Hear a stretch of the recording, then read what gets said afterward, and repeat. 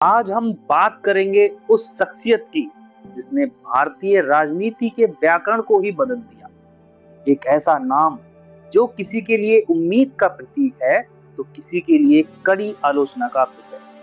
गुजरात के एक छोटे से कस्बे वड़नगर की गलियों से निकलकर दिल्ली तक का सफर, ये कहानी है भारत के 14वें प्रधानमंत्री नरेंद्र दामोदर दास मोदी की। आज के वीडियो में हम न केवल उनके जीवन को जानेंगे बल्कि ये भी समझेंगे कि क्या आज बीजेपी का मतलब मोदी हो चुका है।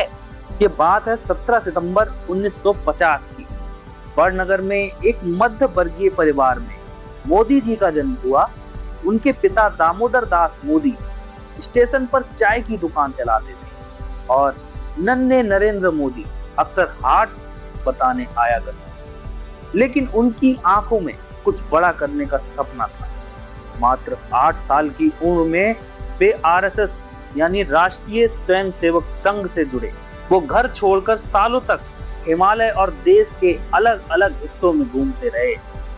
यही वो समय था जिसने उनके भीतर संगठन और अनुशासन का बीज बोया। 1980 में उन्होंने बीजेपी में प्रवेश किया और जल्द ही अपनी रणनीतियों से सबको चौंका दिया। साल 2001 में उन्हें गुजरात का मुख्यमंत्री बनाया गया।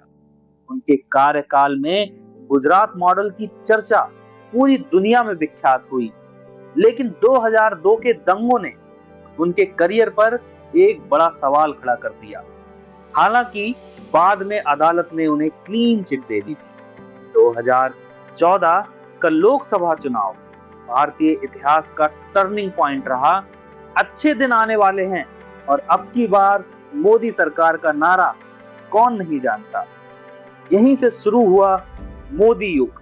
नरेंद्र मोदी ने कुछ ऐसे फैसले लिए जो दशकों से अटके पड़े थे। इसमें प्रमुख हैं इंफ्रास्ट्रक्चर की क्रांति।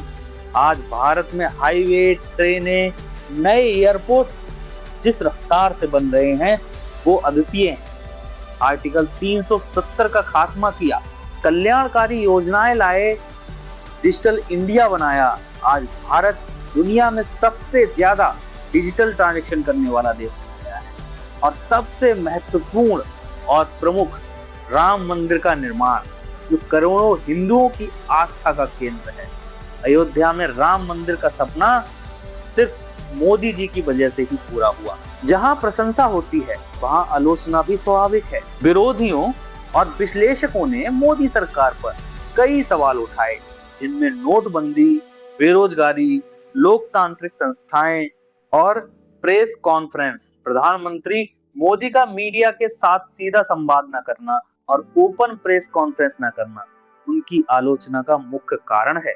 अब आते हैं सबसे बड़े सवाल पर, क्या बीजेपी का मतलब मोदी है या मोदी से बीजेपी है। अटल बिहारी वाजपेयी और आडवाणी के दौर में बीजेपी एक पार्टी आधारित संगठन थी। लेकिन आज चुनाव चाहे विधानसभा का हो या लोकसभा का, चेहरा सिर्फ एक होता है, मोदी, नरेंद्र दामोदर दास मोदी।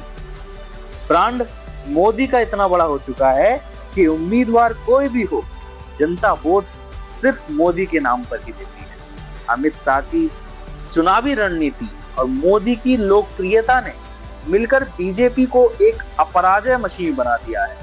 हालांकि पार्टी के भीतर भी कई बार ये चर्चा होती है कि क्या एक ही व्यक्ति पर इतनी निर्भरता भविष्य के लिए सही है।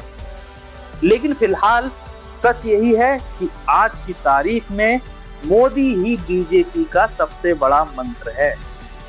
नरेंद्र मोदी की कहानी सिर्फ एक नेता की नहीं बल्कि एक साधारण व्यक्ति के असाधारण संकल्प की कहानी है। आप उनसे सहमत हो या असहमत, लेकिन आप उन्हें नजरअंदाज नहीं कर सकते। तो दोस्तों, आपको क्या लगता है, मोदी सरकार का सबसे बेहतरीन फैसला कौन सा था? आपको क्या कमी लगती है?